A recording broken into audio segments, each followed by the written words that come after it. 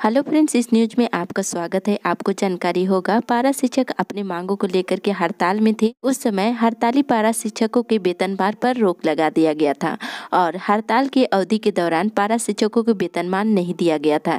इससे लेकर के हड़ताली पारा शिक्षक काफ़ी परेशान थे और जानकारी के लिए बता दें कि हड़ताली अवधि का मानदेय मांग कर रहे हैं पारा शिक्षक। ये आज की खबर है। आपको बता दें कि राज्य के पारा शिक्षक फिर से आक्रोशित हो रहे हैं। उनकी अब नाराजगी यह भी दिखा रहे हैं कि उन्होंने हड़ताल अवधि का मानदेय नहीं दिया जा रहा है। इसे लेकर के काफ़ी नाराजगी है। नाराजगी का कारण यह है कि अपने नेताओं की खिंचाई करने पर भी उस पर हिचक नहीं रहे हैं और उनका कहना है कि एक तो उनके मानदेय का राशि काफ़ी कम है और यही नहीं, उन्हें वेतनमान भी सही समय पर नहीं दिया जाता है। यदि पारा शिक्षकों की हड़ताल की अवधि के दौरान मानदेय को यदि काट दिया जाता है तो उसके पास कुछ भी नहीं बचेगा। समझौता करने से पहले पारा शिक्षक नेताओं को यह ख्याल रखना चाहिए था, जो ध्यान में नहीं रखे। एकीकृत पारा शिक्षक संघर्ष मोर्चा की अष्टमंडलीय समिति से भी पारा शिक्षक नाराज हैं।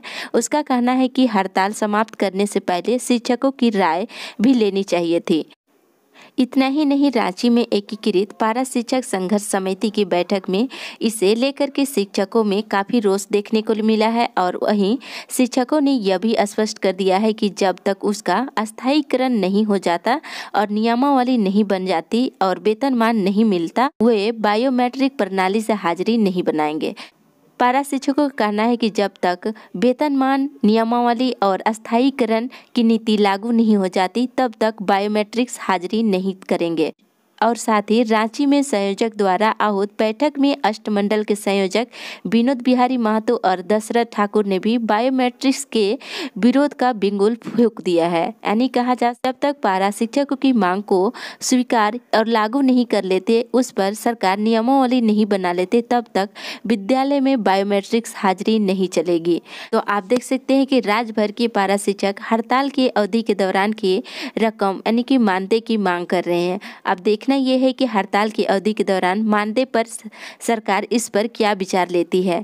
जैसे कि आपको जानकारी होगा कि पारा शिक्षक जब हड़ताल अवधि में थे तभी मानदेय पर लेकर के बात विचार हुई थी, जिसमें शिक्षा मंत्री डॉक्टर नीरा यादव ने इस पर रोक लगाने की बात की थी। और साथ ही पारा शिक्षकों के आक्रोश अभी खत्म नहीं हुआ है।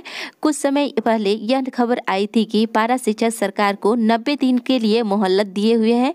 यदि 90 दिन के अंदर सरकार नियमावली नहीं बनाते, वेतनमान और अस्थायीकरण नहीं करते तो दोबारा से फिर से आंदोलन किया जाएगा। इस न्यूज में बस इतना ही। आप देख सकते हैं पारा शिक्षक अपने मांगों को लेकर के काफ़ी सक्रिय है और जल्द ही पारा शिक्षकों की मांग पूरी की जाएगी। सरकार को इसके प्रति झुकना पड़ेगा और पारा शिक्षकों को समान काम के बदले समान वेतन देना होगा और जल्द ही अस्थायीकरण के लिए इसका नियमावली बनानी होगी। इस न्यूज में बस